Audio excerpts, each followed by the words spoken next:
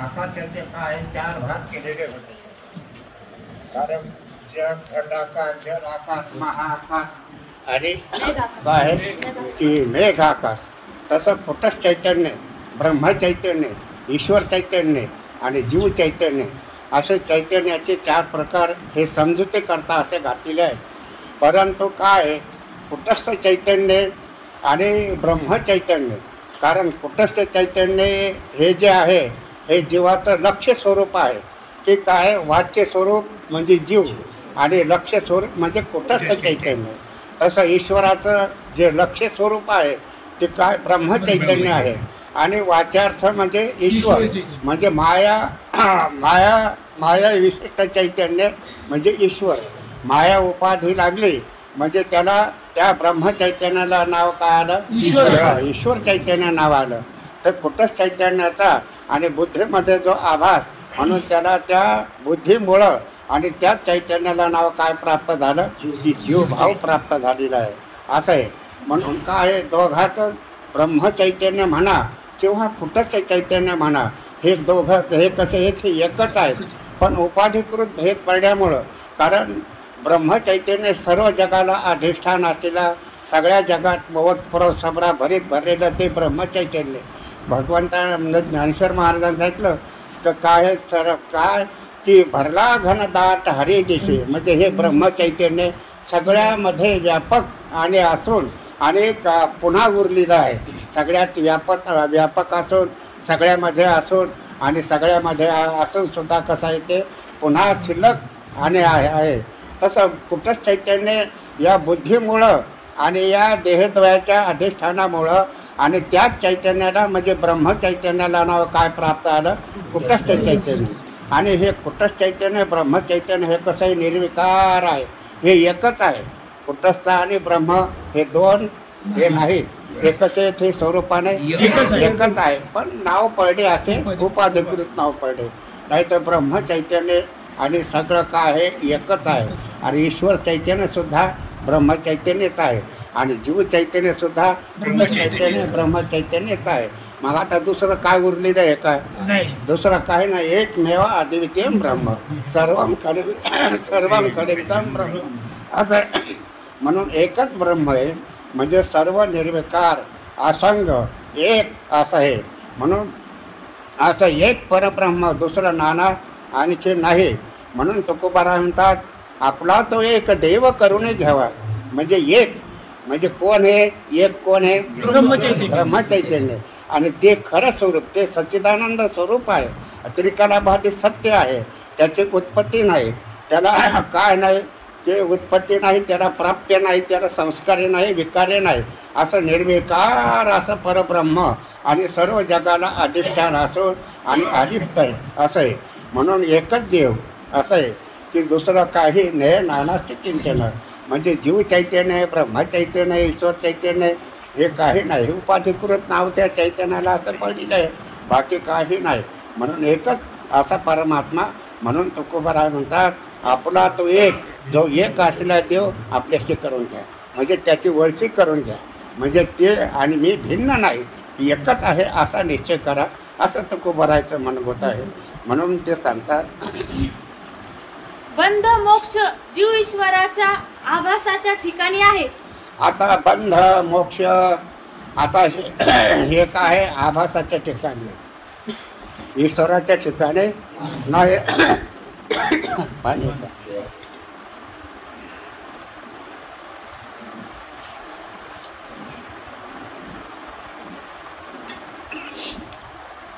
ईश्वर सुद्धा काय आहे, गणिताना विचार केला तर आभास आहे.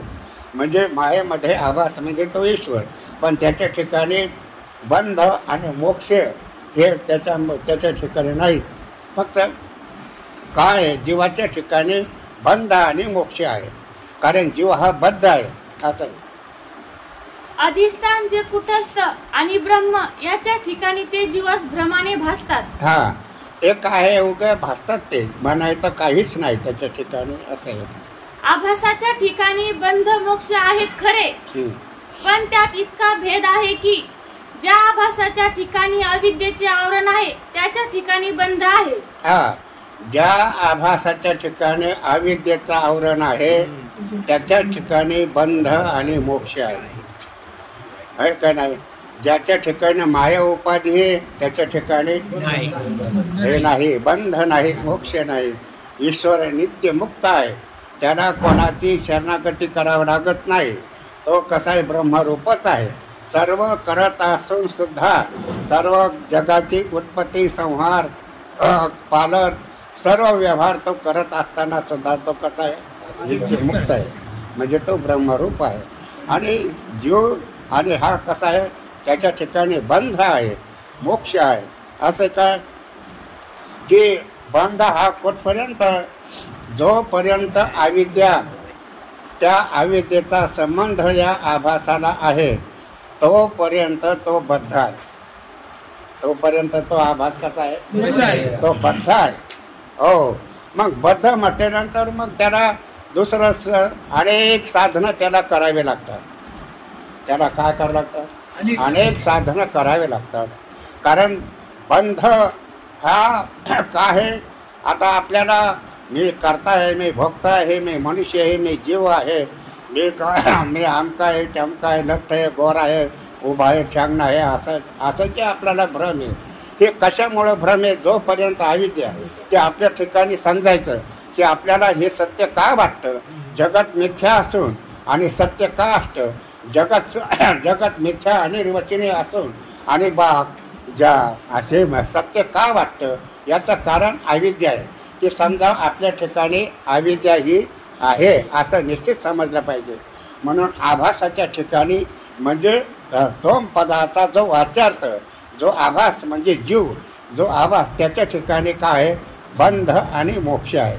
म्हणून त्या जीवाला आणि सद्गुरू करून आणि तत्वज्ञानाचा उपदेश ऐकून आणि अविद्या तत्वज्ञानाशिवाय जीव ब्रह्मज्ञ ज्ञानाशिवाय तिचा अत्यंत अभाव होत नाही. म्हणजे गुरुसेवा सगळं आणि त्या बंध म्हणजे जीवाला करावं लागतात, म्हणजे आभासाला करावे लागतात, तेव्हाच अविद्या मरते. असं आहे. नंतर जीव हा ब्रह्मरूपच आहे असा निश्चय होता. आणि ज्या आभासाच्या ठिकाणी आवरण नाही त्याच्या ठिकाणी मोक्ष आहे. ज्या आभासाच्या ठिकाणी आवरण नाही त्याला काय नाही? बंध नाही, आहे का नाही? आता ईश्वर हा मायामध्ये जो आभास, तो ईश्वर तरी कसा आहे? आभास. जीव तरी कसा आहे? आभास. कारण जीव म्हटलं की तो पदाचा जो वाच्य आहे तो अविद्येमध्ये म्हणा की बुद्धीमध्ये, अंतःकरणामध्ये आभास. या आभासाला काय आहे? की बंध आणि मोक्ष आहे. बद्ध आहे म्हणून मोक्ष त्याला प्राप्त करून घ्यावा लागतो. आणि मायेमध्ये जो आभास ब्रह्मचैतन्याचा, त्याच्या ठिकाणी आवरण नाही, त्याच्या ठिकाणी बंध नाही आणि त्याला मोक्षही नाही. मोक्ष नाही म्हणजे तो बांधलाच नाही तर त्याला मोक्ष काय म्हणायचं?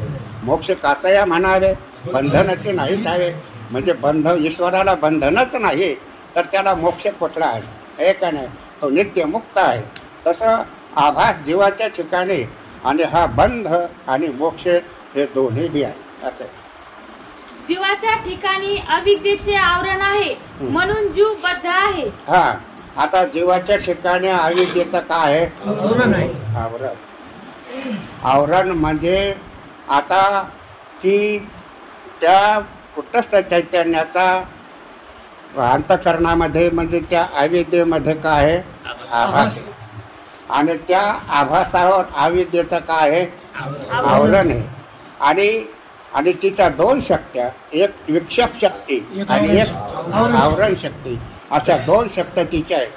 आणि आवरणाने मी आत्मरूप आहे, सच्चिदानंद रूप आहे, याला ती झाकून टाकते. आता कुटस्थ चैतन्य म्हणजेच आत्मचैतन्य, कुटस्थ चैतन्य म्हणजे आत्मचैतन्य, साक्षी चैतन्य एक आहे, एकच रूपाधिकृत नाव त्या चैतन्याला पडलेलं आहे. म्हणून काय आहे की त्या चैतन्याला, त्या आत्मस्वरूपाला, कुटस्थ चैतन्याला ती काय करते? आवरण म्हणजे झाकून टाकते. आणि विक्षेपाने पुढे पळावं लागतं. विक्षेप काय करतो? पुढे पळावं लागतो. हा विक्षेप रजोगुणाचा अंश आहे, अविद्येच्या रजगुण मोठा चपाड आहे, मोठा खादाड आहे. किती त्याला खाऊ घातलं तरी आणखीन आणा. आपल्याला किती श्रीमंती झाली तरी आणखीन बंगला बांधा. हे कशामुळे रजगुणाचं कार्य हे करण्याची म्हणजे इच्छुक दाखवते. आणि त्या ज्या विषयात सुख नाही आणि दुःखही नाही आणि त्याच्यामध्ये ती सुख दाखवते. अविद्या काय करते? या पंचविषयामध्ये सुख दाखवते. शब्द, स्पर्श, रूप, रस, गंध याच्यामध्ये ती सुख दाखवते. आणि ते प्राप्त करण्याकरता जीव धावत राहतो. त्या विषय पुढे पळतात आणि हे म्हणून आता हे अधिकार परतोय. आता कर्मठ लोकांना आणि स्वर्गातलं सुख जास्त वाटतंय, हे लोकचं सुख तुच्छ वाटतंय, त्याला विषय म्हणावं आहे का नाही. आणि काही मोक्षला दोन्ही हे लोकचे विषय तुच्छ आहेत आणि परलोकचे विषय कसे तुच्छ आहेत हे मोक्षला वाटते आहे का नाही. म्हणून काय आहे की सांगायचं तात्पर्य का, या अविद्येचे दोन अंश तिचं आवरण झाकणं म्हणजे सच्चिदानंद स्वरूपाला ते झाकून टाकते. म्हणजे आनंद आपल्याजवळ असता, आनंद रूप आपण असताना विषयात आनंद दाखवते. हा काय विषयात आनंद दाखवणं म्हणजे काय? आनंद आपण रूप आहोत, आनंद रूपच आपण आहोत. आपलं स्वरूपच आनंद रूप आहे. आपलं स्वरूपच त्रिकालाबाधी सत्य आहे. आपण मरके नाही, आपण जन्माला आलो नाही. जन्माला देह आला का आत्मा आला? देह आला हे का नाही. मनुष्य म्हणजे जन्माला आला. अरे मनुष्य जन्माला आला नाही, आत्मा हा जन्माला येत नाही. न ज्या येते मिले तेव्हा कदाचित नायम भूतवा भवितवा न भूया अजो नित्य शाश्वतो यम पुराणो न हन्यते हन्य माने शरीर. आपला म्हणजे आपण आत्मरूप आहोत आणि आत्मरूप असताना आपण आत्मा सत चित आनंद सोगत सजते विजते भेद रहित असं आपलं स्वरूप आहे. आता हे देह हा प्रपंच म्हणजे हा अविद्येचं कार्य आहे. हे तमगुणस्थूल देह म्हणजे अविद्येच्या तमगुणाचं कार्य. पंचकृत पंचमहाभूताचं हे काय हे कार्य आहे हे का नाही.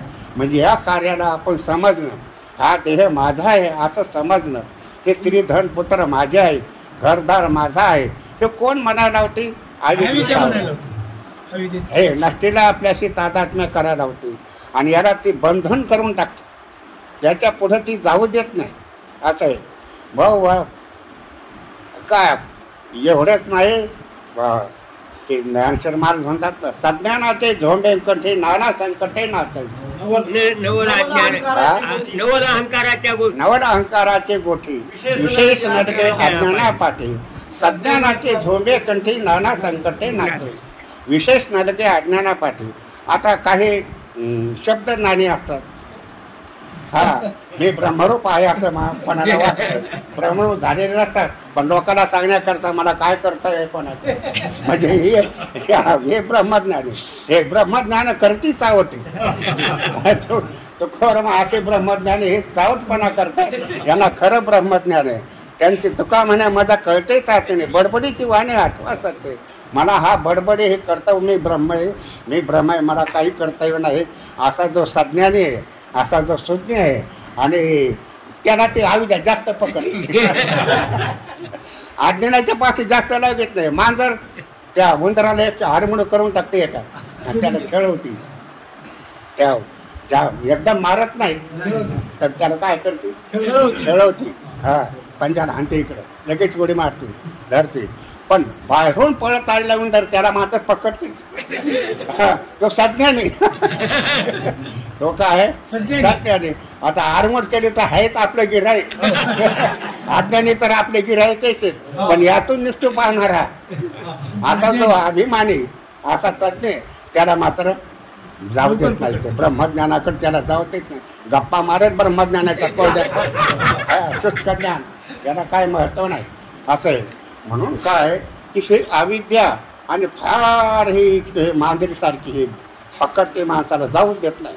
उंदराला ती एकदा पाहिलं तिला तिचा त्या उंदराचा पिच्छा त्याला पकडल्याशिवाय लावू देत नाही. तसा अविद्या सगळ्या जीवाला निष्ठायला काही त्याला पकडते असं आहे. म्हणून काय हे अविद्येचं आवरण आणि आपल्या आत्मस्वरूपाला झाकून टाकतं. आणि आपल्याला वाटतं विषयात आनंद आहे. मी आनंदरूप नाही. विषय असेल तर आनंद आणि विषय नसले तर आनंद नाही. आनंद नाही. असा हताश होऊन जातो हे का नाही. म्हणून काय आपण सच्चिदानंद रूप असताना त्रिकालबाधी सत्य असताना मर्क काहून समजायचं. आपण आत्मरूप आहे बाप्पा. जीव ब्रह्मैव ना परा. जीव हा ब्रह्मरूपच आहे असं विशेष आहे. पण या अविद्येनं घाला घातला ते सांगतात. ईश्वराच्या ठिकाणी केव्हाही आवरण नाही म्हणून तो नित्यमुक्त आहे. हा, ईश्वराच्या ठिकाणी आवरण नाही कारण माया शुद्ध आहे. माया त्याच्या ताब्यात आहे म्हणून ईश्वरावरती आवरण घालू शकत नाही. म्हणून ईश्वर हा नित्य मुक्त आहे. त्याला सगळं करूनही तो आलोक्त आहे. काय त्याने केलेलं आहे काय नाही केलं. हो, न कळे कान्होबाचे कोढे नवल केवढे केवढे न कळे कान्होबाचे कोढे असं. ज्या व्यक्ती अविद्या अंशातील आभासात जीव म्हणून सांगितलं आहे त्या अविद्येचे आवरण करणे हा स्वभाव आहे. त्या अविद्येचा स्वभावच हे आवरण करणं हे का नाही. काय तिचा स्वभाव आवरण करणं तिचा स्वभाव. जीवाला ताब्यात घेणं तिचा स्वभाव आहे हे का नाही. बायला मोठा नाद असतो. चांगली नाटी आणली की दाखवायला एवढा काय मग कोणी म्हणा जिला कोणी विचारूच नाही केवढ्या नाटी आणले काय कसं काय केलं काहीच नाही. कोणी या शेजारी जाय त्या शेजारी जायच्या तिचा स्वभाव काय. मला कोणी म्हणा केवढ्याला आणली ग कशी काय लय भारी हे ग आता मला म्हणाय पाहिजे कोणीतरी. तिचा स्वभाव बाईचा हो का. पण ही आला बाय तिनाच्या कुत्री असे पडली पाय गेला त्या शेपटीवर. त्याने काय केलं 40 रुपयाचे आणले म्हणजे कोणाला तरी सांगायचं हे का नाही. म्हणजे तसा अविद्येचा स्वभावच हे आवरण करणं. कोणताही काही असं म्हणजे तिचा स्वभाव आणि सहज तिचा स्वभाव हे आवरण करणं आणि जीवाला पळवणं पाहिजे असं. माया शुद्ध सत्वगुण प्रधान असल्यामुळे तिचा आवरण करणे हा स्वभाव नाही. हा, माया सत्वगुणी आहे. हा, आणि पुन्हा ती माया ती ईश्वराच्या ताब्यात आहे म्हणून ईश्वरावरती आवरण करू शकत नाही. आवरण नित्य मुक्त हा ईश्वर आहे. मायेचे अधिष्ठान चैतन्य हे महावाक्यातील तत्पदाचे लक्ष आहे. हा, मायाचं काय. मायेचे अधिष्ठान चैतन्य हे महावाक्यातील तत्पदाचे लक्ष आहे. हा, मायाचं अधिष्ठान कोण आहे. परब्रह्म. मायाचं अधिष्ठान कोण आहे. परब्रह्म आहे. आणि ते परब्रह्म आणि काय आहे ते परब्रह्म म्हणजे तत्पदाचा जो लक्षार्थ ते लक्ष स्वरूप आहे. त्याला स्वरूप लक्षण असं म्हणतात. त्यालाच काय म्हणतात स्वरूप लक्षण. आणि हे वाचार्थ हे तटस्थ लक्षण आहे. वाचार्थ म्हणजे तो पदाचा तत्पदाचा जो वाचार्थ म्हणजे ईश्वर. तो पदाचा वाचार्थ म्हणजे ईश्वर. माया उपाधीने युक्त झालेला तो ईश्वर त्याला काय म्हणतात वाचार्थ. आणि ब्रह्मचैतन्य त्याचं लक्षार्थ म्हणजे स्वरूप लक्षण. म्हणजे ईश्वर आणि परब्रह्म हे भिन्न नाही. हे कसे एकच आहे पण उपाधीमुळं मायामुळं हे भिन्न ईश्वर दिसायला. नाहीतर ईश्वर हा नित्य मुक्त आहे असं. आणि ब्रह्म माया आणि मायेतील आभास ही तिन्ही मिळून जो ईश्वर तो तत्पदाचा वाच्य आहे. तो तत्पदाचा काय वाच्य कोण ईश्वर. तत्पदाचा वाच्य कोण ईश्वर आहे असं आहे. जगाची उत्पत्ती पालन आणि संहार करणारा ईश्वर आहे असे शास्त्रात सांगितले आहे. असं शास्त्र काय सांगतंय की तो ईश्वर जगाचे काय करतो उत्पत्ती करतो पालन करतो पुन्हा संहार करतो. सगळ्या घडामोडी ह्या सगळ्या काय करणारा तो ईश्वर करताय आणि सगळं करून हे तो असा अलिप्त आहे. त्याचा अर्थ असा आहे की ईश्वर स्वरूपातील जो आभास अंश आहे तो सर्वज्ञतेने सृष्टीची उत्पत्ती आदी व्यवहार करतो. भक्तावर अनुग्रह आणि असुरांचा नाशही तोच करतो. हा, म्हणजे असुराचा नाश. कारण निर्गुण निराकार असं जे परमात्म्याचं स्वरूप आहे. निर्गुण निराकार जगाला अधिष्ठान आहे आणि सगुण निराकार जगाच्या उत्पत्ती पालन संहार करणारा आहे. आणि सगुण साकार परमात्मा आणि भक्तांच्या कल्याणाकरता अवतार धारण करतो आणि भक्ताचं पालन करतो. यदा यदा हे धर्माचे ग्लानिर्भवति भारत अभित्थानमधर्मस्य तदात्मानं सृजाम्यहं परित्राणाय साधूनां विनाशाय च दुष्कृतां धर्म संस्थापनार्थाय संभवामी युगे युगे. म्हणून परमात्मा हा सगुण साकार होतो, तो भक्ता करता होतो. आणि भक्ताला जे संकट पाडणारे जे दैत्य दानव आहेत आणि त्यांचा निपात करण्याकरता भगवान आणि सगुण साकार होतो. आणि निर्गुण निराकार जगाची उत्पत्ती पालन संहार करण्याकरता अवतार धारण करतो. आणि जगाला अधिष्ठान असलेला तो निर्गुण निराकार, असे 3 प्रकार आणि भगवंताचे होतात. असे फार काय सांगावे. शास्त्र जे काही ईश्वराचे ऐश्वर्य वर्णन करतात ते सर्व ईश्वराच्या आभासाचे आहे. आता शास्त्रामध्ये सगळं आणि वर्णन केलेलं आहे ते आभासाचं वर्णन केलेलं आहे, म्हणजे ईश्वराचं वर्णन केलं आहे. निर्गुणाचं वर्णनच होत नाही. निर्गुण ते सर्व जगाला अधिष्ठान आहे, ते आरोपण आहे, अस्पर्शक. हो, त्याला रंग नाही, रूप नाही, नाही वर्ण छाया, निराकार निर्गुण तो चिरगुराया. म्हणजे या परमात्म्याला, या निर्गुण निराकार परमात्म्याला या डोळ्याने पाहता येत नाही. मनाची नखे नलगे जे बुद्धीची दृष्टी नरगे ते इंद्रियाची जोगे काय वेळे. वाव, 4 वाण्या खुंटल्या वेदचारी, 4 वाण्या सुद्धा तिथं बंद पडतात असे. म्हणून परापश्यंते मध्यमावै खरी, 4 वाण्या खुंटल्या वेदचारी. ते निर्गुण निराकार स्वरूप आहे. त्याचं वर्णन शास्त्राने केलं नाही आणि करता येणार नाही. म्हणून ते मायेमध्ये जो आभास, जो ईश्वर, आणि त्याचंच वर्णन साधू संताने आणि पुराणाने, शास्त्राने आणि कोणाचं केलं. मायेमध्ये जो आभास चैतन्य स्वरूप ते सगुण साकार परमात्मा, त्याचंच वर्णन केलेलं आहे असं आहे. आणि ईश्वराचे अधिष्ठान ब्रह्म चैतन्य निर्विकार एक रस आहे. आता ईश्वराचा अधिष्ठान तरी कोण आहे? ब्रह्मचैतन्य आहे का नाही. आणि आपला जीवाचा अधिष्ठान तरी कोण आहे? ब्रह्मचैतन्य. कुठे चैतन्य म्हणजे ब्रह्मचैतन्यच आहे असं आहे. त्याच्या ठिकाणी सत्ता, स्फूर्ती आणि आनंद याशिवाय दुसरे कसलेही ऐश्वर्य नाही. याप्रमाणे माया, अधिष्ठान, ब्रह्म, माया, मायेतील आभास या तिघास मिळून ईश्वर चैतन्य म्हणतात. म्हणून हे ईश्वर चैतन्य आहे. मायेमध्ये चैतन्याचा आभास 3 मिळून ईश्वर चैतन्य. याला ईश्वर चैतन्यालाच काय, हे सगळे नाव आहेत. म्हणजे याला विठ्ठल, पांडुरंग, हरी, रामकृष्ण हरी सगळे नाव कोणाचे? सगुण परमात्म्याचे. म्हणजे मायामध्ये चैतन्याचा आभास म्हणजे तो ईश्वर. याला किती नाव आहेत? विष्णू सहस्त्रनाम म्हणजे 1000 नाव. त्याला 1000च नाव नाही, त्याला पुष्कळ नाव आहेत. म्हणजे काही बोला त्याला शोभतात. जे जे बोला ते साजे या विठ्ठला. जे आपण बोलू ते त्या भगवंताला शोभिवंतच दिसते असं आहे. पण हे कोणाचं वर्णन आहे? मायामध्ये आभास तो ईश्वर, त्याचंच वर्णन असं आहे. निर्गुणाचं वर्णन करता येत नाही. नंबर 4 ब्रह्म चैतन्याचे लक्षण. आता ब्रह्म चैतन्याचं लक्षण आता काय झालं? आतापर्यंत जीव चैतन्य, कुठं चैतन्य, ईश्वर चैतन्य याचे लक्षण आता सांगितले. आता कोणते लक्षण सांगायचे राहिले? ब्रह्म चैतन्य. जसं महाआकाश, या महाआकाशाचे काय आहे की मेघ आकाश, जल आकाश, घट आकाश असे आकाशाचे प्रकार सांगितले. महाआकाशाचा प्रकार सांगितला. महाआकाश सगळे व्यापक याच्यामध्ये आणि भरलेलं आहे, व्यापक असं आहे. त्याप्रमाणे ब्रह्मचैतन्य सगळ्यामध्ये व्यापक आहे. ते ब्रह्मचैतन्याचं लक्षण आता सांगतात.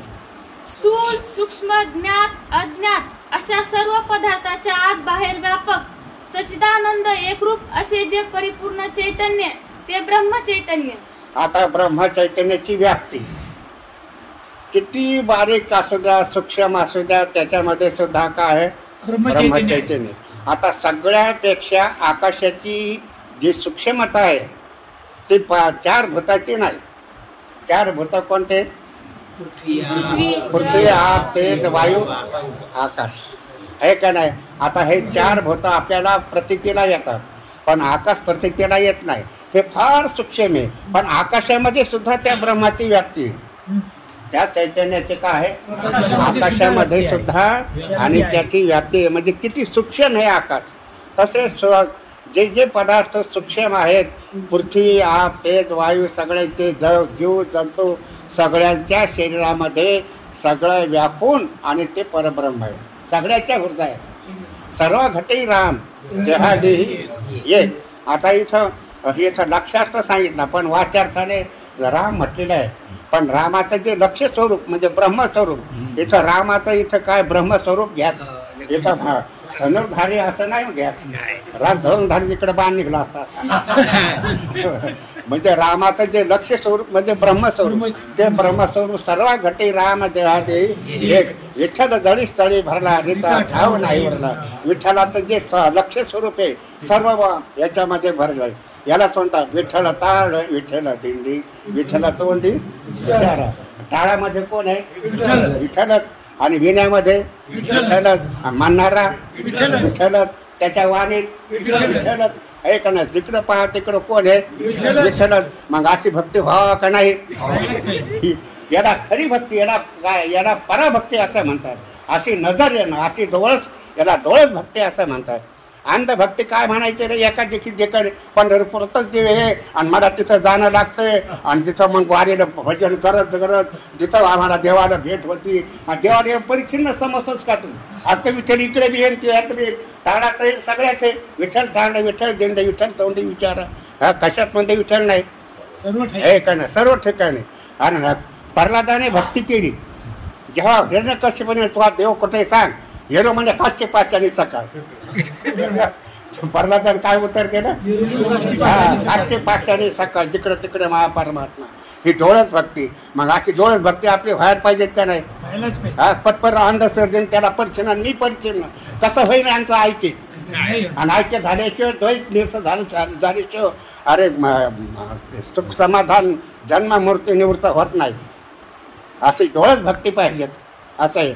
म्हणून तो विठ्ठल परमात्मा ज्याचं स्वरूप जिकडे तिकडे भरला घनदाट हरी दिसे. नुसता हरिपाठ म्हणायचं आणि बस बोलायचं, भरला घंटाच म्हणायचं, 17 वेळा म्हणायचं, पण काहीच नाही. हे का नाही, अशी दृष्टी घ्यावी लागते. म्हणजे तुम्ही नाही हरिपाठ म्हणला तर तुम्ही हरिपाठ म्हणला, आणि म्हणूनही नाही म्हणला, म्हणूनही नाही म्हणला. आणि अशी जर दृष्टी आली तर नाही म्हणला तरी म्हणला, म्हणजे नित्य नाही म्हणावे यालाच म्हणतात असं आहे. म्हणून काय बाप्पा, अशी डोळस भक्ती सर्व ठिकाणी तो आहे परमात्मा. हो हरि हा व्यापक सर्व गत, हा तो मुख्य वेदांत. हा हरि हा सर्व ठिकाणी तो परमात्मा परब्रह्मरूप आपल्या शरीरात आहे, आपल्या डोळ्यात आहे, सगळीकडे चौकडे तो परमात्मा आहे. म्हणजे कुठेही अशी जर दृष्टी आली, त्यानं काही नाही केलं तरी होतंय. तो चालला तरी म्हणजे तीर्थयात्रेला चालला, कुठे मसन वाटत चालला नाही पुरुष तरी तो कुठं चालला तीर्थयात्रेला चालला. जे पाहिजे ते त्याला काय दिसेल? देवच दिसेल. सगळ्याच्या व्यवस्था पाहायचं. पंडिता समदर्शन हा, जिकडे पाहे तिकडे सर्वमय गोविंद, जिकडे पाहे तिकडे आहे सर्वमय. अरे काकडा म्हणतो आपण, काय म्हणतो ताडाच म्हणा. हे याला म्हणता येत नाही, याला म्हणता येत, तू म्हण नको, चालला चांगला ताडात म्हण. ताडात म्हणायचं. अरे दगडाची टाळ कोण त्याचा नाद? आपल्या महिमेत असं हे झालं पाहिजे. ही नजर आली की त्याला काही फिकर नाही करायची असं आहे. ते महाआकाशाप्रमाणे व्यापक असल्यामुळे कोणाच्या जवळ आहे असे नाही. कोणाच्या जवळ आहे, कोणाच्या लांब आहे, कोणाच्या जवळ सांग, कोणाच्या लांब आहे. त्याला जवळ म्हणता येत नाही, लांब म्हणता येतो आहे सर्व ठिकाणी. आता मी तुम्ही धरा, आता तुम्ही म्हणजे मी लांब आहे, येऊ काय मी जवळ आहे असं म्हणताय आहे का तुम्ही? तसं ब्रह्म सर्व ठिकाणी आहे. त्याला जवळ म्हणता येत नाही, त्याला लांबही म्हणता येत. किंवा कोणापासून दूर आहे असेही म्हणता यावेचे नाही. ते कोणापासून ब्रह्मचैतन्य लांब आहे असं म्हणता येतं का? नाही. जे आपल्या स्वरूपाहून निराळ्या देशात असते त्यास त्या देशाच्या उपाधीमुळे दूर किंवा जवळ म्हणतात. जी प्रमेय वस्तू असते ती लांब असते, जवळ असते. प्रमेय म्हणजे जे दिसते आपल्याला त्याला काय म्हणा? प्रमेय वस्तू. हे आपल्याला काय याला म्हणतात? प्रमेय वस्तू. ही जवळ आहे का नाही? आता माझ्यावर लांब गेली, हे लांब आहे का नाही. म्हणजे प्रमेय वस्तू, परिच्छिन्न वस्तू, ती तिला म्हणता येतं जवळ आहे आणि तिला म्हणता येतं लांब आहे आणि तिला म्हणता हरवले बी. हे का नाही. तर परब्रह्म हरवत नाही, जवळ नाही, लांब नाही, आहेच असं. ब्रह्म व्यापक असल्यामुळे कोणत्याही पदार्थापासून दूर किंवा जवळ आहे असे म्हणताच येणार नाही. असं ब्रह्मचैतन्याला म्हणता येत नाही. सर्व ठिकाणी तो परमात्मा घनदाट भरले, जळी काचे पाशाने सर्वात तो परमात्म्याची व्याप्ती आहे. कारण ब्रह्म सर्वाचा आत्मा आहे. कारण तो परमात्मा सगळ्याचा काय आत्मा आहे. सगळ्यांचा तो आत्मा आहे. सर्वांच्या हृदयात सुने चैव स्वपातेच पंडिता समदर्शन. सगळ्यामध्ये पहा, तो कुत्र्यामध्ये सुद्धा तोच आहे, घोड्यामध्ये, गायीमध्ये तोच आहे, आपल्या हृदयात तोच आहे, सगळ्यामध्ये आणि भरून तो उरलेला आहे. असं आहे. ही कोणाची ब्रह्मचैतन्याची लक्षणं हे सांगितली. आपल्याला ही अनुभूती ही आली पाहिजे. ऐकण्याचं श्रेय हे की आपली नजर अशी आली पाहिजे, तरच आपली भक्ती श्रेष्ठ होती. नाही तर अंधश्रद्धे काय उपयोगाची. तशी अंधश्रद्धेनं अधिकार येतो, वाया जात नाही हे लक्षात ठेवण्याचं महाराज म्हणतात.